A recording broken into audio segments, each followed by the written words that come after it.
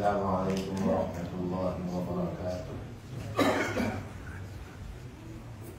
الحمد لله رب العالمين، والصلاة والسلام على أشرف الأنبياء والمرسلين نبينا محمد وعلى آله وأصحابه أجمعين، أما بعد. فيقول الله سبحانه وتعالى: وأخرى تحبونها نصر من الله وفتح قريب وبشر المؤمنين. وقال الله سبحانه وتعالى: ومن يتق الله يجعل له من أمره يسرا. صدق الله العظيم. وقال النبي صلى الله عليه وسلم: احفظ الله يحفظك، احفظ الله تجده تجاهك، أو كما قال عليه الصلاة والسلام.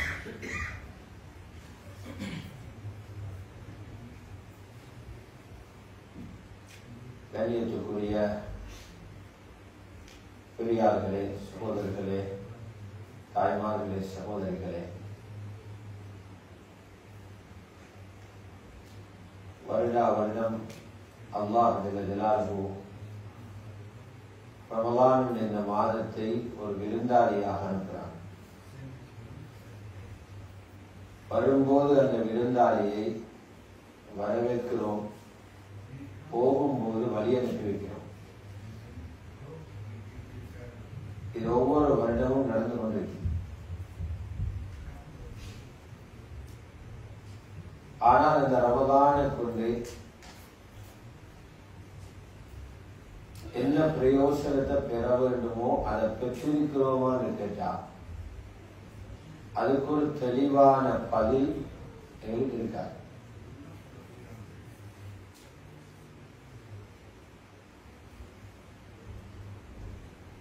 ரமலான் எப்படி என்றால், ஹாஃபிஸ் இப்னு ஜௌஸி ரஹ்மத்துல்லாஹி எழுதுறாங்க, இன்றைய பாருங்க, தராவீஹுடைய தொழுகையில ஒரு நீண்ட சரித்திரத்தை சொன்னாங்க. குர்ஆன படிக்கலே, அதனால தூக்கத்தில் இருந்தோம்.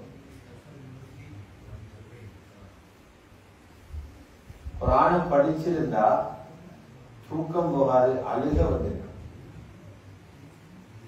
ஹஜ்ரத் யூசுப் அலைஹிஸ்ஸலாத்துடைய ஒரு முழுமையான சம்பவம் சூரா யூசுப்ல இந்த முழுமையா சொல்லப்படும்.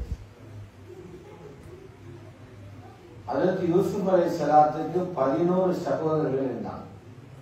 இப்னு ஜௌஸி ரஹ்மத்துல்லாஹி சொல்றாங்க, அடுத்த 11 மாதங்களும் அந்த 11 சகோதரர்களை போல யூசுப் அலைஹிஸ்ஸலாத்தை போலதான் ரமலான் மாதம்.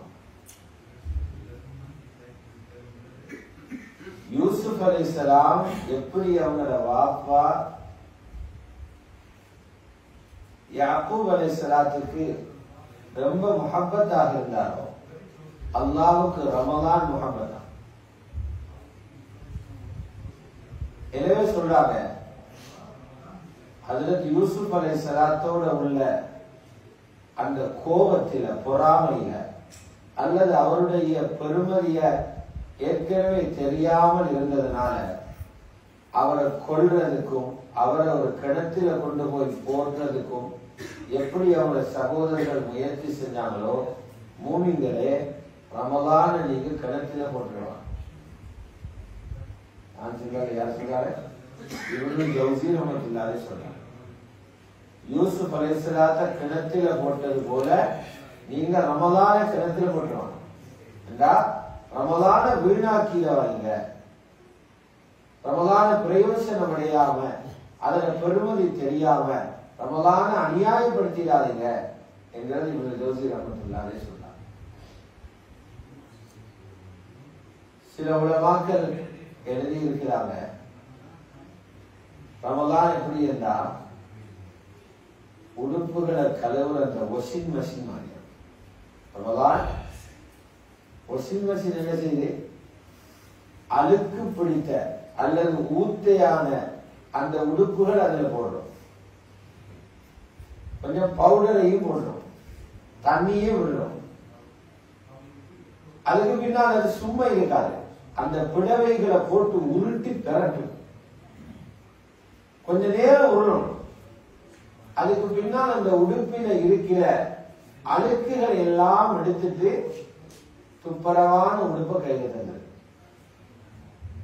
இது போல ரமலான் என்ற மஷினை அல்லாஹ் 11 மாசத்துக்கு ஒரு முறை அனுப்புறான். நீங்க அந்த மஷினுக்குள்ள உள்ள போடணும். எப்படி போடணும்? ரசூலுல்லாஹி ஸல்லல்லாஹு அலைஹி வஸல்லம் போட்டுக்குவாங்க. ஆனா கொஞ்சம் அப்படி உருளும் பெறலும் தான். நோம்பு பிடிச்சா கொஞ்சம் வருத்தமாயிருக்கும். நோம்பு தொடர்ந்தோடனே எல்லாருக்கும் தலை சுத்துற, அந்த தலை சுத்துறதோட வந்து தொழணும்.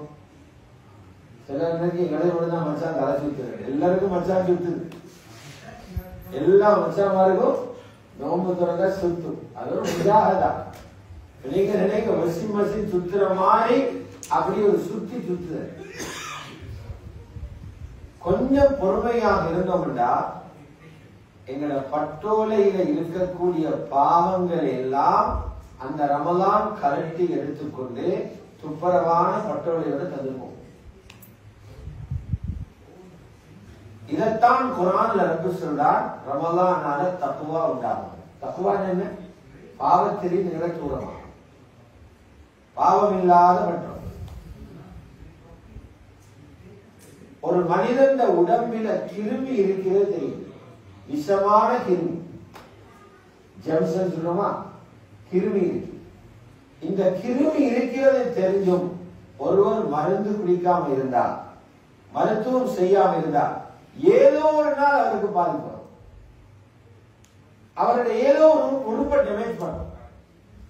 இது போல எங்களை பட்டோலையில பாவம் இருக்கிறது தெரிஞ்சு அந்த பாவத்தை இஸ்திக்பார் செய்து நாங்க அழிக்கலைன்னா இந்த பாவம் ஏதோ ஒரு நாள் எங்களை அடிச்சே கொடுக்கும். சுருக்கமா விளங்குங்க, மனிதனுக்கு பிரச்சனை அவன பாவம் தான். ரெண்டுமே முழு உலகத்தில் யாரு எந்த தத்துவத்தை பேசினாலும் குர்ஆனுடைய தத்துவம் ரொம்ப தெளிவாக இருக்குது. குர்ஆன் சொல்லுது, மனிதனே ஓண்ட பிரச்சனைக்கு ஓண்ட பாவம் தான் காரணம். தெளிவான பேச்சு எல்லாம் சொன்னான். ஓண்ட பிரச்சனைக்கு ஓண்ட பாவம் தான் காரணம். வமா அஸாபகும் மின் முஸீபத்தின் ஃபபிமா கஸபத் ஐதீகும். உங்களுக்கு ஏற்படுற முசீபத் எல்லாம், முசீபத் என்ன?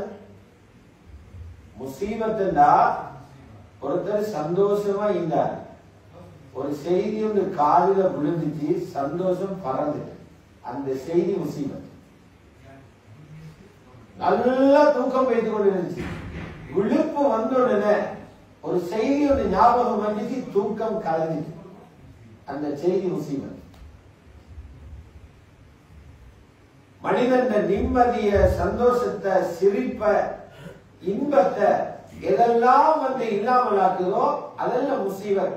அல்லாஹ் மொத்தமா சொல்லிதான் உங்களோட முசீபத்துகள் எல்லாத்துக்கும் காரணம் நீங்க செஞ்ச பாவம். யாரும் நினைச்சிடவானும் பாவங்களை வச்சுக்கொண்டு நிம்மதியா வாழையணும். பாவங்களை பட்டோடைய வச்சுக்கொண்டு பெரிய ஒரு பிசினஸ் பண்ணினு நிம்மதியா வாழவீங்க நினைக்காது. ஒரு நாள் பாவம் உங்களை வாழ விடாது. பாவம் ஒரு நாள் வாழ விடாது.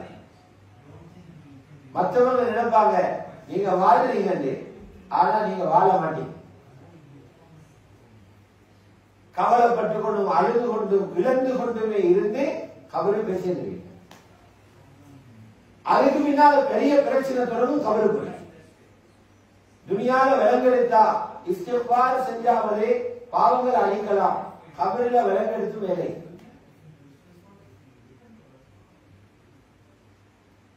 அதனால அறிஞர்கள் சொல்றாங்க, ரமலான எங்களுக்கு விலங்கெடுக்கவும் மேலாவாம்.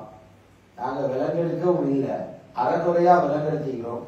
ரமலான யாரு விலங்கெடுக்கிறாங்கன்றா கபருக்குள்ளி ஆகி. ரமலான யாரு விலங்கெடுக்கிறாங்க? பாஸ் பண்ணி போகணும் கபருக்குள்ளி. போன ரமலானு பிறகு யாரையெல்லாம் நீங்க கொண்டு போய் அடக்கினீங்களோ, எத்தனையோ பேர் அடக்கிவோம் போன ரமலானு பிறகு. மண்ணுக்குள்ள வச்சு மறைச்சிட்டு வந்துட்டோம். அவங்களுக்கு எல்லாம் இது புதிய ரமலான், கபருக்குள்ள இருந்து மேலுள்ள ரமலான் இவங்க பார்க்கிறாங்க. அவங்களுக்கு ஃபர்ஸ்ட் ரமலான். நாங்க நினைக்கிறோம் கபருக்குள் இருக்கிறவங்க பிரச்சனை இல்லாம இருக்கிறாங்க. அதனால சிலாக்கள் நினைக்கிறாங்க அதை கபரு போனாலும் பரவாயில்லை, வாழ்றதை விட சாகுறது நல்லவன்றாங்க. அவங்க நினைச்சீங்க செத்தா பிரச்சனை முடியும். பெரிய பிரச்சனை கபருக்குள் இருக்குது. அந்த செய்தி இங்க வருதில்லை. ஏன் வருதில்லை? அல்லாஹ் மீடியாக்களுக்கு அங்க போக விடல.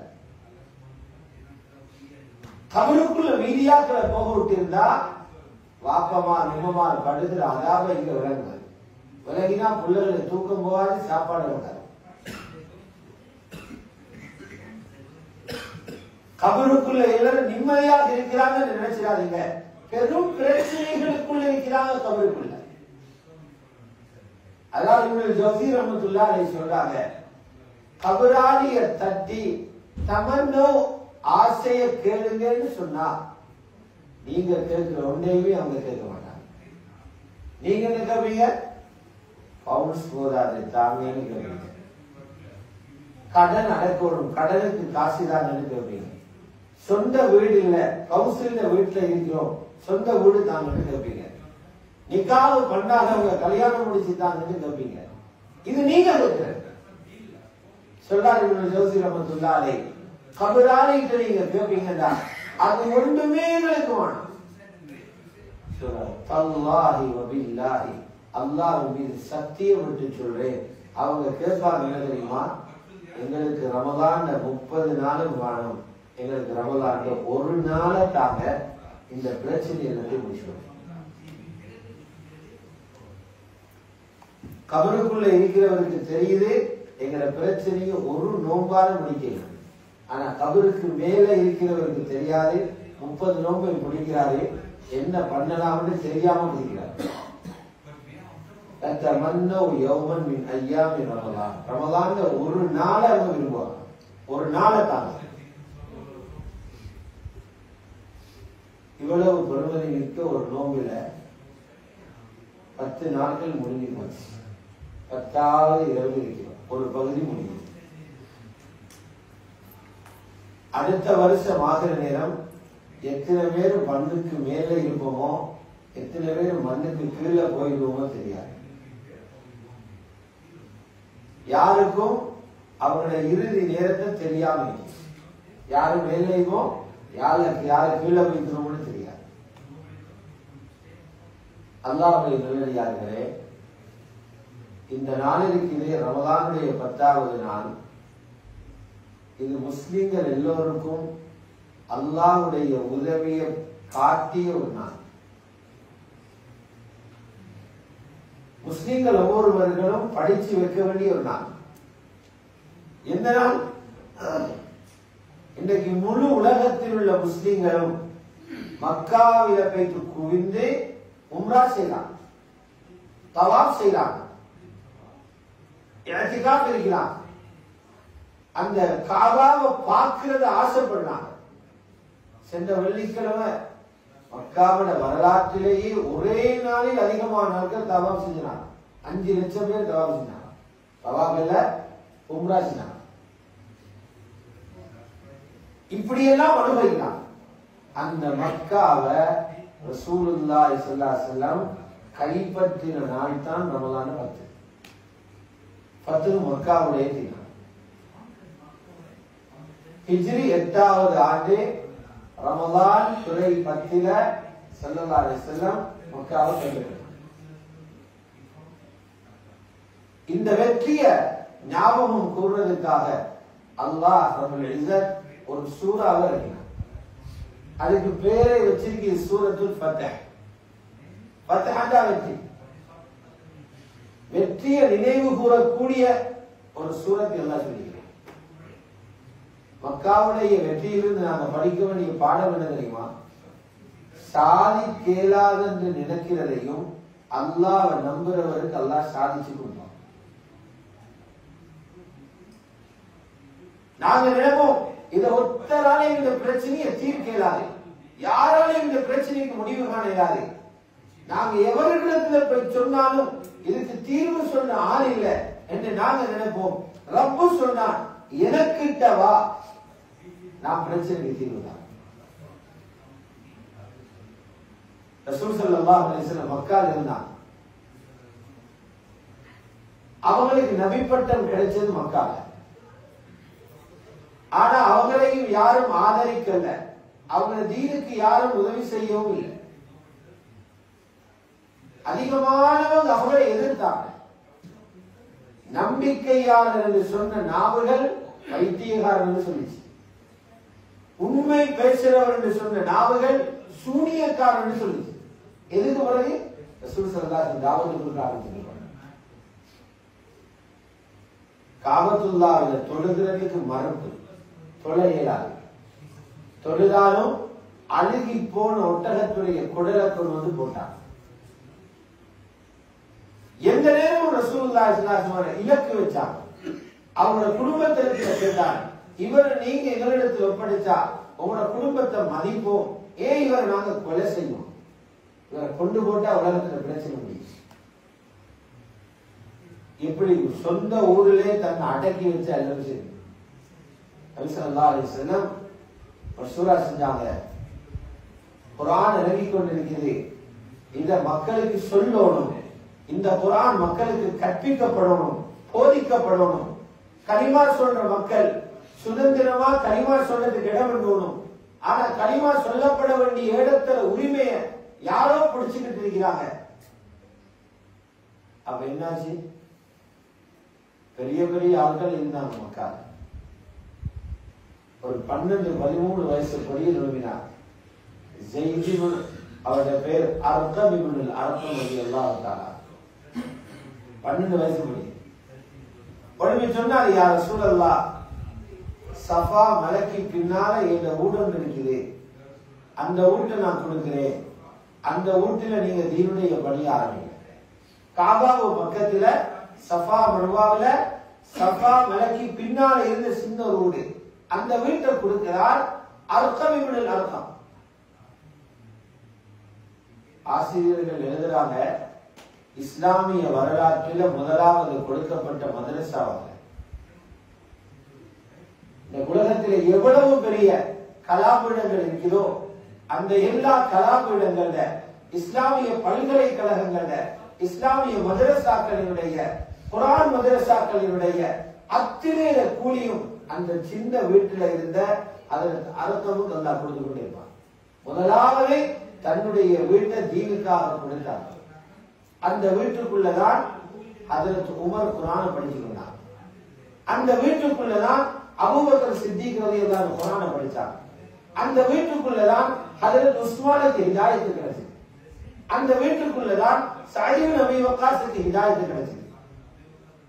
பெரும் பெரும் சஹாபாக்கள் அந்த வீட்டுக்குள்ள தீனை படிச்சாங்க. சின்ன ஒரு இடம், அவர் அந்த இடத்தை கொடுத்தாரு தீன் பாட்டு. இங்கிருந்துதான் சஹாபாக்கள் ஹிஜ்ரத் செஞ்சு மதீனாவுக்கு போனாங்க. கண்ணியமான சகோதரர்களை பெரியார், எவ்வளவு பெரிய ஏக்கம் ஒன்று இருக்கு. ஹிஜ்ரத் என்ற லேசா, ஹிஜ்ரத் என்ற என்ன?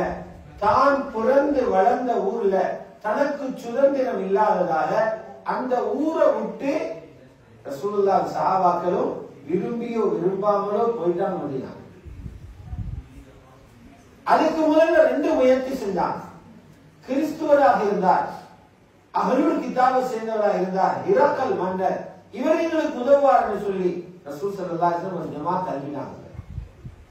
அங்கேயும் ஒழுங்காக அமையல, உதவிகள் செய்தார், ஆனால் முழுமையான ஒரு சுதந்திரம் அங்க இல்லை. அதனால ஸல்லல்லாஹு அலைஹி வஸல்லம் உத்தரவு கொடுக்கப்படி போக மதீனா. ஏதோ மதீனாவுக்கு பல தியாகிகளோட சஹாபாக்கள் வந்து சேர்ந்தாங்க. 5 வருஷம் இருந்தாங்க. எங்களுக்கு உம்ராவுக்கு போமான்னு கூப்பிட்டா எவ்வளவு துடிச்சிட்டு போவோம். உம்ராவுக்கு போமான்னு கூப்பிட்டா யாரும் மறுக்க மாட்டாங்க, எல்லாரும் விரும்புவாங்க, ஆசைப்படுவாங்க. முழு உலகத்தில் உள்ளவர் கட்டில படுத்துக் கொண்டிருக்கிற ஒருவர் எழுப்பி நடக்க இயலாது, உம்ராவுக்கு போகண்டா அவருடைய மனசு துடிக்கும், அங்க போகணும் அப்படின்னு. மக்காவில பிறந்த ஒருவருக்கு காபாவோடு எவ்வளவு முகம்மதி. 5 வருஷமாக காபாவை பார்க்கிற சந்தர்ப்பம் உங்களுக்கு இல்லை. ஹிஜ்ரத் வந்து இப்ப நபி ஸல்லல்லாஹு அலைஹி வஸல்லம் பல பேரும் சொல்றாங்க, யா ரசூலல்லாஹ், எங்கட மண் இல்லையா, எங்கட காபா, ரப்பட காபாவை பார்க்காம எங்களுக்கு இருக்கேமா, நாங்க போவோம் உம்ரா செய். கிட்டத்தட்ட 1500 பேர் சஹாபாக்கள் தயாராகி உம்ரா செய்து போனாங்க. வந்தது வரட்டும் என்று இஹ்ராம் கட்டி கொண்டு போனாங்க. மக்காவிலிருந்து ஒரு 25 கிலோமீட்டருக்கு முன்னால இந்த செய்தி காபிர்களுக்கு போகுது. எந்த எதிரிகள் எங்களை ஊரை விட்டு போனாங்களோ, முஸ்லிம்கள் இருந்து போனாங்களோ, திருப்பி அவர்கள் வர்றார்களா, கோபத்தோடு இருந்தாங்க. அந்த கோபத்தை வெளிப்படுத்தவர்களுக்கு சந்தர்ப்பம் கிடைச்சது. அவர்கள் பெரிய ஒரு படையை திரட்டிட்டு வந்தாங்க. இந்த முஸ்லிம்களை மக்காவுக்குள்ள போக விடுறதில்லை, இவங்களோட சண்டை முடிவு.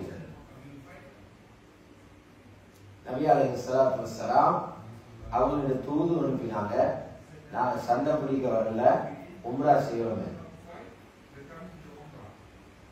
அவர் சொன்னாங்க உம்ரா போயிடாது, அதுக்கு முன்னு நன்மை இல்லை, உம்ரா போயிடாது. உஸ்மான் ரலியல்லாஹு தஆலா அவங்களை அனுப்பினான். ஏன்னா ஹஜ்ரத் உஸ்மானுக்கு மக்கால சரியான ஒரு மரியாதை இருந்துச்சு. அவங்களோட குடும்பம் பலம் வாய்ந்த ஒரு குடும்பம். நீங்க போய் என்ன செய்யணும், சமாதானம் பேசணும். ஹஜ்ரத் உஸ்மான் ரலியல்லாஹு போனா இங்க ஒரு பொய் செய்தி வந்துருச்சு, ஹஜ்ரத் உஸ்மானை கொலை செஞ்சிட்டாங்க. சஹாபாக்கள் ரத்தம் கொதிச்சு. அப்ப நபி ஸல்லல்லாஹு அலைஹி வஸல்லம் எல்லா சஹாபாக்களையும் பைஅத் செஞ்சாங்க. என்ன பைஅத் செஞ்சாங்க, நாங்க அனைவர்களும் எங்களோட உயிர் போனாலும் தீன்ல இருப்போம், தீனை பாதுகாக்கிறதுக்கு உயிரையும் நாங்க கொடுப்போம். அவ்வளவு பேர் பைஅத் செஞ்சாங்க. அந்த பைஅத்துடைய உடன்படிக்கை நடந்துச்சு ஒரு மரத்துக்கு கீழே. அல்லாஹ் ரப்பல் இஸ்ஸத் சூரத்துல் ஃபத்ஹ் சொன்னனே, அந்த சூரத்துல் ஃபத்ஹ்ல அந்த மரத்தையும் சேர்த்து சொல்றான். இந்த மரத்துக்கு கீழே நடந்த பைஅத்தை அல்லாஹ் பொருந்திக் கொண்டான். லகத் ரதியல்லாஹு அனில் முஃமினீன் இத் யுபாயிஊனக தஹ்த அஷ்-ஷஜரா. மூமின்கள் உங்களோட இந்த மரத்துக்கு கீழே பைஅத் செஞ்சாங்களே, அல்லாஹ் அதை பொருந்திக் கொண்டான். பைஅத் நடந்துச்சு. ஆனா பிறகு செய்தி வருகிறது, உஸ்மான் ரலியல்லாஹு அன்ஹு கொண்டது பொய் செய்தி. அப்படி ஒன்று நடக்க இல்லை. ஹஜ்ரத் உஸ்மான குடும்பம் சொல்றாங்க, மற்றவங்களுக்கு உம்ரா செய்ய சந்தர்ப்பம் இல்லை, நீங்க வந்தீங்க சமாதானம் பேச, உங்களுக்கு நல்ல டைம் இருக்குது, அழகா உம்ரா செஞ்சுட்டு போங்க, நாங்க அதுக்குரிய எல்லா ஏற்பாடையும் செஞ்சுதான். இதுதான் சொல்ல இஸ்திக்லாஸ். எதுக்கு அனுப்பினும் அந்த வேலையை தான் பார்க்கணும். உஸ்மான் ரலியல்லாஹு சொன்னாங்க, நபி ஸல்லல்லாஹு அலைஹி வஸல்லம் உம்ரா செய்ய அனுப்பல, சமாதானம் பேசணும். சொன்ன வேலையை செய்யறதுதான் ஒரு அடிவே வேலை. எனக்கு சொல்லி இருக்கு சமாதானம் பேச, ஒரு நாள் உம்ரா செய்ய. கடைசியில் அவங்களோட ஒரு தூது கோஷ்டி வந்தாங்க. 2 சாராரும் இருந்து ஒரு சமாதான ஒப்பந்தம் செஞ்சாங்க.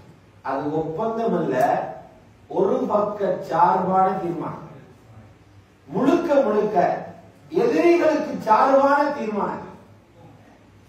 சுஹைல் இப்னு அம்ர் என்பவர் அவங்கள சமாதான குழுவுக்கு தலைவராக வந்தாரு. இந்த பக்கம் ரசூல் ஸல்லல்லாஹு அலைஹி வஸல்லம் சொல்கிறார், என்ன சமாதானம்? சமாதான தீர்மானம் எழுதப்படுகிறது, முஹம்மது ரசூலுல்லாஹ்வுக்கும் மக்காவுடைய குறைஷிகளுக்கு இடையிலான சமாதான ஒப்பந்தம். அப்பவே அவங்களோட சமாதான தலைவர் எதிர்ப்பு தெரிவித்தாரு, முஹம்மது ரசூலுல்லாஹ்வை நான் விட மாட்டோம், பிரச்சனையே அங்கதான். நீங்க முஹம்மதாக இருந்திருந்தா எங்களுக்கு உங்களுக்கு பிரச்சனை இல்லை. எங்களுக்கு எப்ப பிரச்சனை? உங்களை ரசூலுல்லாஹ்னு சொல்லவே. அதனால நீங்க உங்களோட வாப்பட பேர் எழுதணும், முஹம்மது இப்னு அப்துல்லாஹ் எழுதினா சமாதானம் நடக்கும், ரசூலுல்லாஹ் நடக்கும். சமாதான ஒப்பந்தத்தை எழுதினது ஹஜ்ரத் அலி. நபி ஸல்லல்லாஹு அலைஹி வஸல்லம் அலி வெட்டின, ரசூலுல்லாஹ் வெட்டி போட்டு இப்னு அப்துல்லாஹ் எழுதுங்க. அதுல தாலி ரோஷத்துல சொன்னார், யா ரசூலல்லாஹ், நான் அழிக்கவே மாட்டேன், நான் எழுத மாட்டேன். ரசூலுல்லாஹ்க்கு நான் வெட்டவே மாட்டேன், அழிக்க மாட்டேன். ஸல்லல்லாஹு அலைஹி வஸல்லம் அந்த இடத்தை காட்டுங்க. அந்த இடத்தை அவங்களோட கையால அழிச்சு ஸல்லல்லாஹு அலைஹி வஸல்லம் அல்லாஹ் அந்த நேரம் ஒரு குதிரத்தை கொடுத்தார். முஹம்மது இப்னு அப்துல்லாஹ். அதுல என்ன எழுதப்பட்டுச்சு சமாதானம் இல்லை. நீங்க எவ்வளவுதான் நடிகாய் உம்ராக்கு வந்தாலும் இந்த வருஷம் வெளியிலிருந்து திரும்பி போகணும். எப்படி இவங்க போறதால் அவனுக்கு என்ன குறைய போகுது? பம்பு வந்த அவ்வளவு பேரும் திரும்பி போகணும். இதுக்கு பதிலாக அடுத்த வருஷம் ஹிஜ்ரி 7 உங்களுக்கு வரலாம். அதுவும் வாரவர்கள் எப்படி வரணும் தெரியுமா? ஆயுதங்கள் எதுவும் கொண்டு வரக்கூடாது. தற்பாதுகாப்புக்கு வாள் கொண்டு வந்தா அதுவும் உரைகளில் போடப்பட்டிருக்கும். 3 நாள் மட்டும் மக்கால நிக்கலாம். 3 நாள் முடிஞ்சதற்கு பின்னால ஒரு நிமிஷம் கூட மக்கால நிக்கப்படாது. மக்காவுக்கு வெளியாகும். இரண்டாவது ஒப்பந்தம் எழுதினாங்க.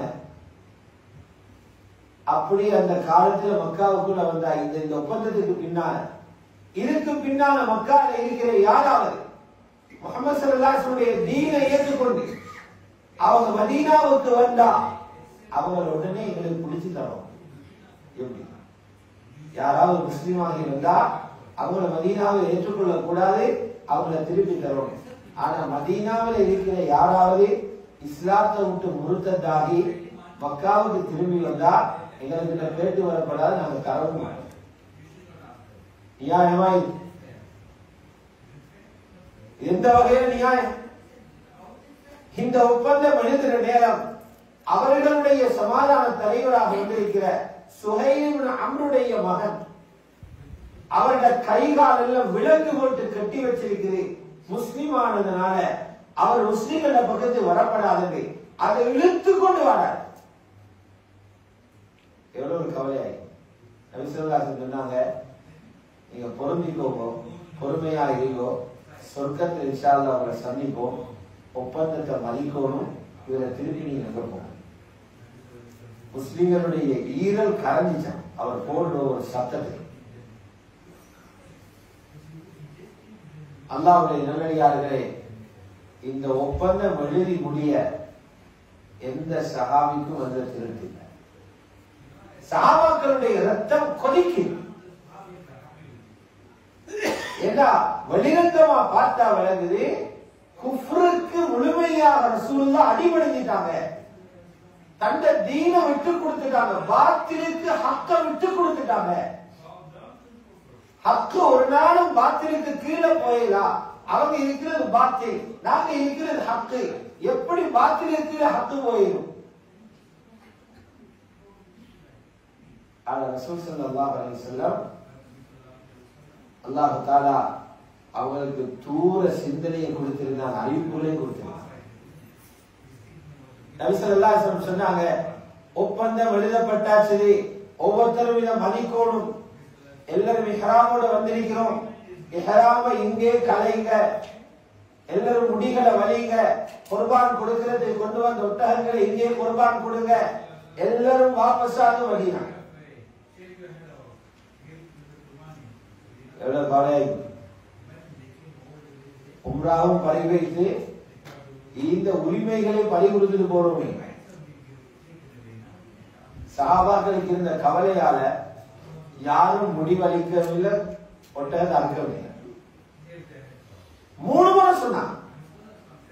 பலவேள சொல்லி முடிகிறதுக்கு இடையில பாஞ்சி கொண்டு செய்யக்கூடிய சஹாபாக்கள் யாருமே முடிவளிக்க. சரியான கவலை, கவலையோட போனாங்க. அவங்களோட மனைவியில ஒரு குடிசைக்குள்ள உம்மு சலமா ரலியல்லாஹு அன்ஹா அவங்க யார சொல்லலாம், கவலையோட வாரீங்க சொன்னாங்க. இந்த சஹாபாக்கள் வலமையில சொன்ன உடனே இதாத்து செய்யக்கூடிய வழிபடக்கூடியவங்க. இன்றைக்கு நான் சொல்லியும் யாரும் எனாம கண்டாங்க. ஸல்லல்லாஹு அலைஹி வஸல்லம் மிக அழகான ஒரு புத்திமதியை சொன்னார், அழகான ஒரு வழிகாட்டல். இமாமுல் ஹரமைன் எழுதுறாங்க, உலகத்துல டென்ஷன்ல இருக்கிற ஒரு கணவனுக்கு அழகான புத்திமதி சொன்ன ஒரு மனைவியை தான் உம்மு சலமாவோட யாரும் இருக்க மாட்டாங்க. அவர் சொன்னா யார சொல்லலாம், நீங்க 3 முறை சொல்லிட்டீங்க, அடுத்தது நீங்க என்ன தெரியுமா செய்யணும், நீங்க உங்களோட முடிகளை வலிச்சு நீங்க உங்களோட குர்பானிகளை கொடுங்க, அதே போல பாருங்க அவங்க வழிபடுவாங்க. கபூல் செஞ்சாங்க ஸல்லல்லாஹு அலைஹி வஸல்லம். அவங்களோட முடிகளை வலிச்சாங்க, அவங்களோட ஒட்டகங்களை குர்பான் கொடுத்தாங்க. சஹாபாக்கள் தூக்கத்தில் இருந்து விழிச்ச மாதிரி விழிச்சாங்க. தூக்கம் விழிச்சாங்க. வேகமாக முடிகளை வலிச்சதுனால சிலருடைய தலைகள் வெட்டி அதால ரத்தம் போச்சு. இந்த சபரான கட்டம், இந்த நிலைமையை தாங்கிக் கொள்ள இயலாம அதற்கு உமர் வந்து கேட்டாங்க, யா ரசூலல்லாஹ், நீங்க உண்மையிலே அல்லாஹ்வுடைய தூதர் தான். எங்களுக்கு எவ்வளவு பெரிய பாரத தெரியும். சில நேரங்கள்ல வரும் எடுக்கிற தீர்மானங்களை தாங்கிலா போற, ஒவ்வொரு கட்டத்தில் குடும்பத்துல வாப்ப எடுக்கிற தீர்மானத்தை பிள்ளைகளை தாங்கிலா போற, சில நேரத்துல கணவர் எடுக்கிற தீர்மானத்தை மனைவி தாங்கிலா போற, சில நேரத்துல முதலாளி எடுக்கிற தீர்மானத்தை கீழுள்ள வேலையாட்கள் தாங்கிலா போற, ஒரு சமூகத்துடைய தலைவர் எடுக்கிற தீர்மானத்தை கீழுள்ள மாமூர்களை தாங்கிலா போற, தாங்கிக் கொள்ளலாம் வைத்தவங்க. அதன் நோக்கே நான் யார சொல்லலாம், நீங்க உண்மையிலே அல்லாஹ் ரசூல் தானே, உண்மையிலே அல்லாஹ் ரசூல் தானே, அல்லாஹ் அனுப்பப்பட்ட தூதர். அதன் துமர் சொன்னாங்க, இந்த ஒரு கேள்வி அவசரப்பட்டு கேட்டதுக்காக என்ற வாழ்நாள் பூரா நான் நினைவார் நண்பன் விஸ்ரீவாசன் தேவையில்லாத ஒரு கேள்வியை கேட்கிறேன். இவங்க எல்லாரும் முடிய வலிச்சுட்டு திரும்புறாங்க மதீனாக்கு. ஆயத்தரகிச்சு என்ன ஆயத்தரகிச்சு, இன்னா ஃபதஹ்னா லக ஃபத்ஹம் முபீனா, உங்களுக்கு தெளிவான வெற்றியை தந்துட்டோம். என்ன யோசிக்கிறோம், தோத்து கொண்டு போறோம், உம்ராவும் செய்யல, இருந்த உரிமைகள் எல்லாம் வெளுத்தில பறி கொடுத்துட்டு போறோம், குர்ஆன்ல வருது வெற்றியை தந்துட்டோம். இன்னா ஃபதஹ்னா லக ஃபத்ஹம் முபீனா, 3 வருஷம் பிடிச்சது. இன்னா ஃபதஹ்னாவ சஹாபாக்கள் வராங்க. அல்லாஹ் என்ன தெரியுமா சொன்னா, இந்த ஒப்பந்தத்தினூடாக மக்காவில் இருக்கிற சில ராணுவ தளபதிகள், மக்காவில் உள்ள தலைவர்கள் பயமில்லாம மதீனால வந்து முஸ்லிம்களோட புலங்குற ஒரு சந்தர்ப்பம் உருவாகுது. இந்த 3 வருஷத்துக்குள்ளால நிறைய தலைவர்கள் இஸ்லாத்தை ஏற்றுக்கொண்டார். அம்ர் இப்னு ஆஸ், பெரிய காலித் இப்னு வலீத், அபூ சுஃபியான கூட கல் நெஞ்சம் அப்படியே பஞ்சி போல மாறின இந்த மதீனாவுடைய சூழலை வந்து பார்க்கலாம். நபி அலைஹிஸ்ஸலாத்து வஸ்ஸலாம் இந்த செய்து கொண்ட பெரிய ஒப்பந்தம், அந்த ஒப்பந்தத்தில் ஒரு நிபந்தனையை மீறினதுனால என்ன செஞ்சாங்க, 10,000 பேர் கொண்ட ஒரு ஜமாத்தை தயாரிச்சு கொண்டு ரமலான்ல போனாங்க மக்கா பிடிக்குது. ஒப்பந்தம் மீறப்பட்டாச்சு, அதனால நாம மக்கா பிடிக்கணும். இங்க ராணுவ ஒத்திகைகள் நடக்குது. மக்கா எப்படி பிடிக்கணும், எந்தெந்த ரோடால போய் திறக்கணும், இதே ஒரு சஹாபி மக்காவிலிருந்து லெட்டர்ல எழுதி அனுப்பிட்டார். மதீனாவிலிருந்து மக்கா கிளம்புறார்.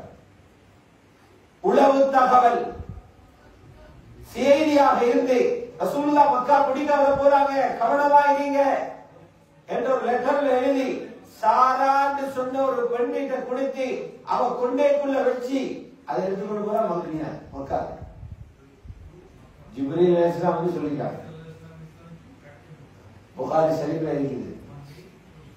நபி ஸல்லல்லாஹு அலைஹி வஸல்லம் ஹஜ்ரத் அலி, மர்சத் அல்-கல்வி, ஹஜ்ரத் பிலால் போன 4-5 பேரை கூப்பிட்டு சொன்னாங்க, மதீனாவிலிருந்து மக்காவுக்கு ஒரு கோஷ்டி போகுது, கிட்ட ரவுலத்து ஹாக நிலத்துல, அதுல இப்படி பேரில் ஒரு கொம்பளை இருக்குது, அவரை கொண்டேக்குள்ள லெட்டர் ஒட்டிக்குது, அதை எடுத்துக்கணும்.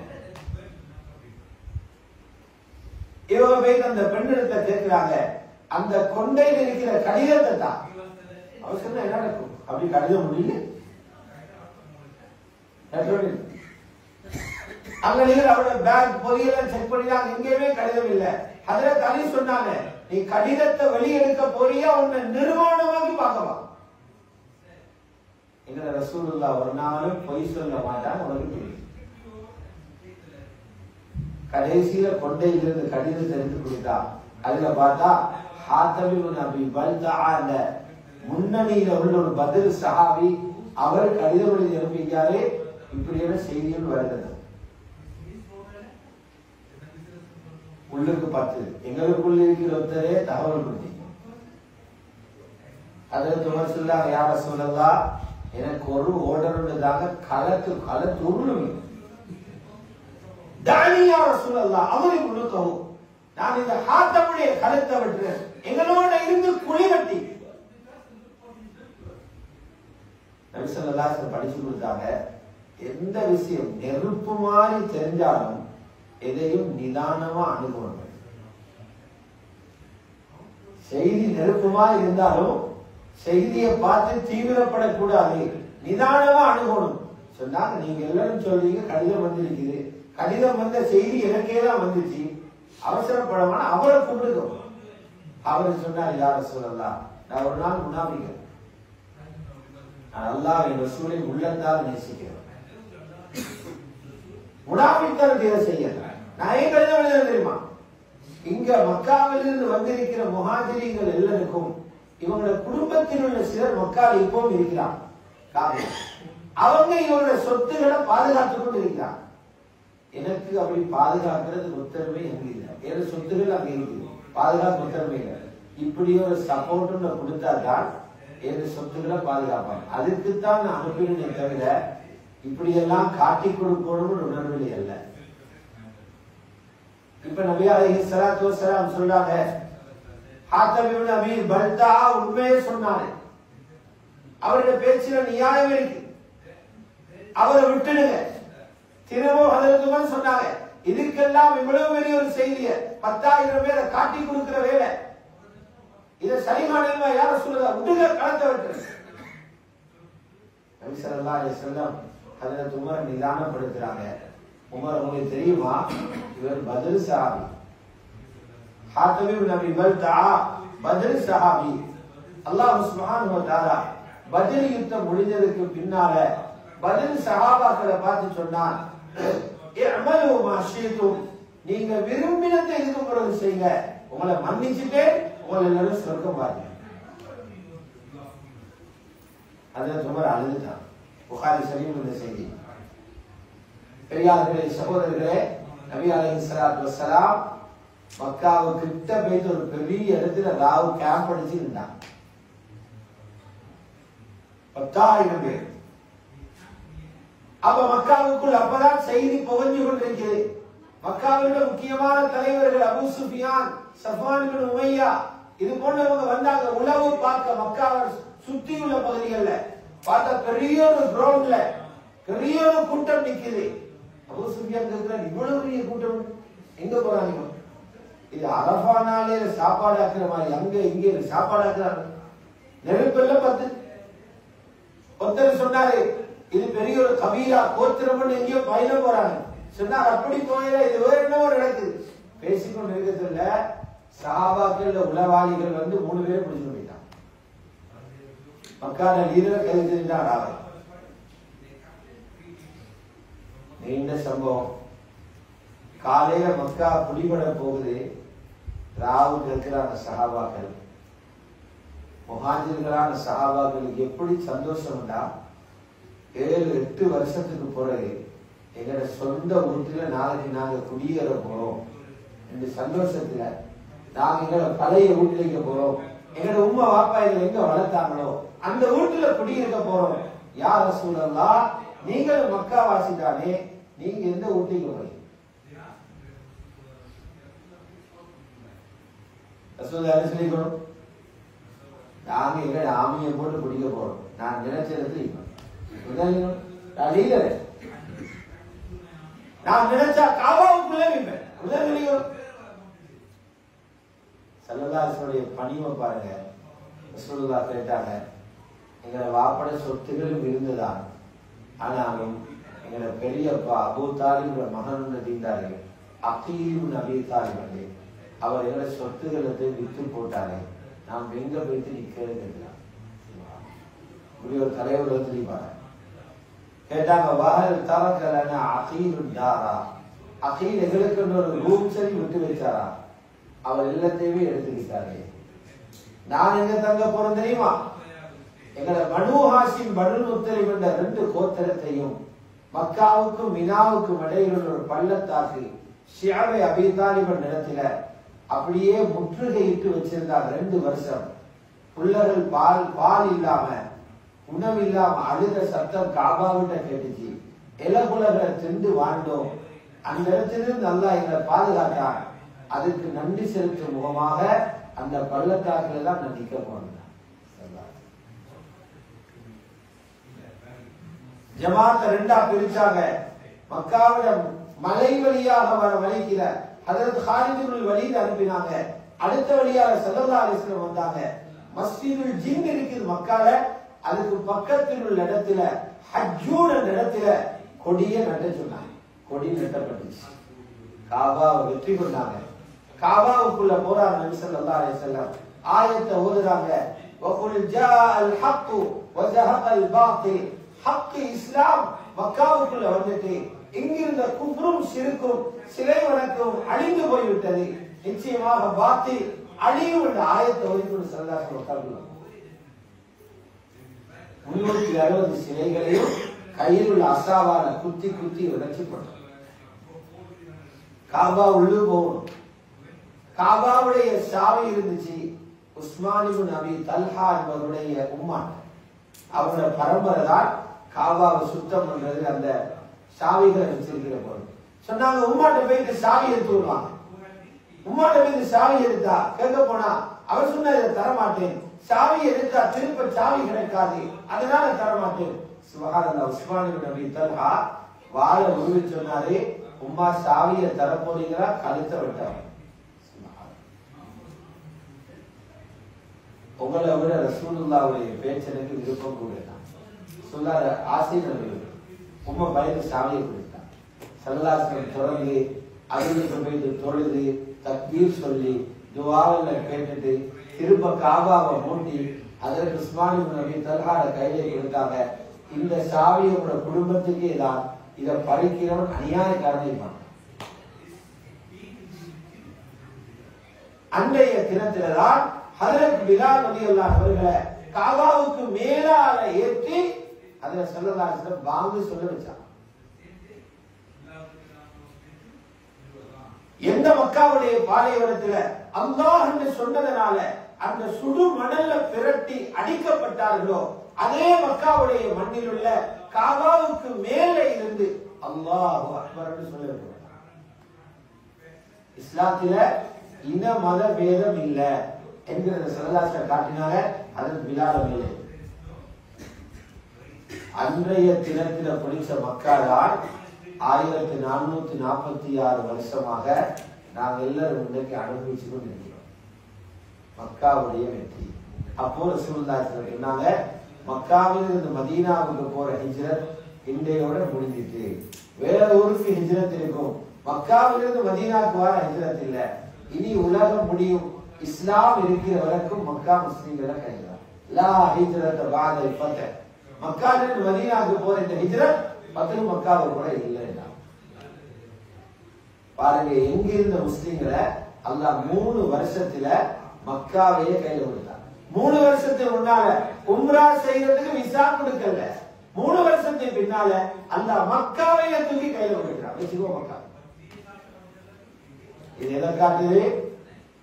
பொறுமையாக இருந்து அல்லாஹோட தொடர்பை சீராக்கினா எந்த பெரிய நிலைமையும் அல்லாஹ் தலைகீழாக மாற்றக்கூடிய சக்தி உள்ளவர். எங்களோட வாழ்க்கையில வர பெரிய பெரிய மலவோட பிரச்சனைகளையும் அல்லாஹோட தொடர்பட்டா சாதிக்க முடியுங்கிறத இந்த சரித்திரம் ஞாபகம். அதனால கண்ணியமான அல்லாஹ்வுடைய நல்லடியார்களே, இது போன்ற சரித்திரங்களை ரமலானுடைய காலத்தில் நாங்க பார்த்து எங்களோட பிரச்சனைகளையும் அல்லாஹ்வோட தொடர்புகளும் சீராக்கலாம் சொல்லி நாங்கள் உறுதி கொள்ளணும். முக்கியமாக 3 நேரங்களை உலமாக்கள் சொல்றாங்க. கலாநிதி உமர் அப்துல் காஃபி உலகத்திலேயே ஒரு சிறந்த அறிஞர். இவர் சொல்றாரு, ரமலான்ல 3 நேரங்கள்ல துஆவை உத்தரவாதம். அவர் எழுதுகிறார் ஒரு உயர்ந்த மட்டம். அவர் எழுதுகிறாரு ஒவ்வொரு அவர் துவா கேட்கிறார். அந்த 3 நேரத்திலேயும் ஒவ்வொரு அவர், ஒரு நாளைக்கு 3 மணித்தியாலும் துவா செய்யலாம். நிறைய பேருக்கு துவா செய்ய தெரியாது. நாங்க நினைக்கிற துவான்னா அரபிலாம் கேட்கணும். தொழுகைக்குள்ளதான் அரபில துவா கேட்கணும். தொழுகை வழியில அவரவரோட பாஷையில துவா கேட்கணும். கபருல வச்ச பிறகு அரபில கேட்பாங்க இல்ல. அக்கீதா எழுதுறாங்க குல்லு இன்சானின் யுஸ்அலு பிலுகத்திஹி, ஒவ்வொரு மனுஷனும் அவரவரோட பாஷையில தான் கபருல விசாரிக்கப்படுவாங்க. பாஷையோட படைச்சவன் ரப்பு. அல்ஹம்துலில்லாஹி ரப்பில் ஆலமீன் என்று தொடங்கி அல்லாஹும்ம ஸல்லி அலா சய்யிதினா முஹம்மதுன்னு சொல்லிட்டு உங்களுக்கு எந்த பாஷையில தெரியுமோ அந்த பாஷையில அல்லாஹ் நம்முடைய தேவைகள் சொல்லணும். அல்லாஹ் தேவை கேட்கணும். முதலாளிகிட்ட கேட்கிற மாதிரி இல்லை. அல்லாஹ் கேட்கணும், மினிஸ்டர் கேட்கிற மாதிரி இல்லை. அல்லாஹ் கேட்கணும், பிரைம் மினிஸ்டர் கேட்கிற மாதிரி இல்லை. அல்லாஹ் கேட்கணும், உம்மாட்ட கேட்கிற மாதிரி. ஒரு சின்ன புள்ள உம்மாட்ட எப்படி கேட்கும்? அடம் பிடிச்சி கேட்கும், தரங்காட்டி விடாது. அல்லாஹ் அப்படி கேட்டா தான் அல்லாஹ் சந்தோஷம். ஹதீஸ்ல இருக்குது இதா சஅல்துமுல்லாஹ ஃபஅஜிபுல் மஸ்அலா, அல்லாஹ்ட்ட கேட்டா உறுதியாக கேளுங்க. உங்களுக்கு அல்லாஹ் வற்புறுத்தேனா? அல்லாஹ் உறுதியாக கேளுங்க. உலகத்துல சில பிரச்சனைகள் இருக்கும். யார்கிட்ட சொன்னாலும் அந்த பிரச்சனையை தீர் கேளாது. அதுக்கு யாரும் சொல்யூஷன் தர மாட்டாங்க. உலகத்தில் ஒத்தனை விட இல்லை. ரப்பட முன்னுக்கு வைங்க, அவனிட தீர்ப்பு. அது எவ்வளவு பெரிய பிரச்சனை ஆகிடும். ரப்பட முன்னால வைங்க கண்ணீரோட, அந்த பிரச்சனைக்கு ரப்பிட்ட தீர்வு. நீங்க மனிதனிட்ட கேட்டீங்கன்னா 2ஆம் முறை கேட்கிற நேரம் முகத்தை சுழிப்பான், 3ஆவது முறை கேட்கிற நேரம் உங்களோட பேசவே மாட்டான். அல்லாஹ் எப்படி தெரியுமா? அல்லாஹ் அவர்கிட்ட கேட்காம போன அவனுக்கு கோபம். ஒருத்தருக்கு ஒரு தேவை ஏற்படுது, எனக்கு அறிவால செஞ்சு கொள்ளலாம், என்ன பணத்தால செஞ்சு கொள்ளலாம். ஒருத்தர் போனா அல்லாஹ்வோட கோபம் இருக்கிறது. ஹதீஸ் சொல்லுது மல்லம் யஸ்அலில்லாஹ் யக்திபு அலைஹி, அல்லாஹ்ட்ட யார் கேட்கலையோ அல்லாஹ் அவரோட கோபப்படுது. அதுல முதலாவது நேரம் தான் தஹஜ்ஜுத் நேரம். சஹர் சாப்பிட மணி தொழுகைக்குள்ளேயும் வரும், தொழுகைக்கு வெளியிலேயும் வரும். ஒரு மணித்தியாலும் இல்லாட்டியும் ஒரு 20 நிமிஷம் துவாலை. 2ஆவது நேரம் எது தெரியுமா? சுபகு தொழுகன்னு தூங்கினார்கள். சுபகு தொழுகைக்கு பின்னால் உள்ள நேரம் உம்ரா செய்த நேரம். அல்லாஹ் ஜிக்ரில் துவாவில ஈடுபட்டு இருப்பீங்கடா, ஒரு நிரப்பமான ஹஜ்ஜும் உம்ராவும் செஞ்சக்கூடிய கொஞ்சம் ஒரு சூரியன் உதிக்கும் வரைக்கும் நல்லவர்கள் ஈடுபட்டு அல்லாஹ்விடத்தோட தேவைகளை முன்வைங்க. 3ஆவது இஃப்தாருடைய நேரம். அவர் சொல்றாரு, நீ ரமலான்ல 90 மணித்தியாலங்களை ஒதுக்குங்க, அல்லாஹ்விடத்தில் நம்முடைய தேவைகளை கேட்கிறது. அல்லாஹ் நிச்சயமாக உங்களுடைய தேவைகளை பூர்த்தி செய்வார். இதுக்கு முதல்ல சொல்லிக்கிறேன், ஜக்கரியா அலைஹிஸ்ஸலாத்துக்கு 125 வயசு, மனைவிக்கு 90 வயசு. உலகம் சொல்லிச்சு இந்த கிழவனுக்கும் கிழவிக்கும் குழந்தை கிடைக்க சான்ஸ் இல்லை. அதுல ஜக்கரியா அலைஹிஸ்ஸலாம் அல்லாஹ்விடத்துல விடாப்பிடியாக கேட்டுக்கொண்டே இருந்தாங்க. பதில் என்ன வந்துச்சு? உங்களுக்கு பிள்ளையும் தந்து அந்த பிள்ளைக்கு யஹ்யான்னு நாங்க பேர் வச்சிட்டோம். அந்த புள்ள உங்களை சங்கப்படுத்தி வாழக்கூடிய ஒரு பிள்ளையாக இருக்கும். கியாமத்திலேயும் உங்களை சந்தோஷப்படுத்துற பிள்ளையா இருப்பார். முழு வரலாறையும் சேர்த்து அல்லாஹ் பண்ண சொல்லி உலகம் சொல்லிட்டு புள்ள கிடைக்கிறார். அல்லாஹ் புள்ளையும் சொல்லி பேரையும் சொல்லி அந்த புள்ள எதிர்காலத்தில் எப்படி வளர்ந்து வாழும் அந்த சரித்திரத்தில் சென்று. அதனால துஆவுக்கு மிக முக்கியமான ஒரு இடம் கொடுத்து ரமலானில சாதிக்க முடியாத காரியங்களை அல்லாஹ்விடத்தில் சாதிக்க முயற்சி செய்வோம். வல்லவன் அல்லாஹ் சுப்ஹானஹு வ தஆலா எங்கள் அனைவர்களையும் கபூல் செய்வாராக. ரமலானின் இந்திய நாட்களை சிறப்பாக கழிப்பதற்கு அல்லாஹ் தௌஃபீக் செய்வாராக. வாஹிர் தஅவானா அல்ஹம்துலில்லாஹி ரப்பில் ஆலமீன். அஸ்ஸலாமு அலைக்கும்.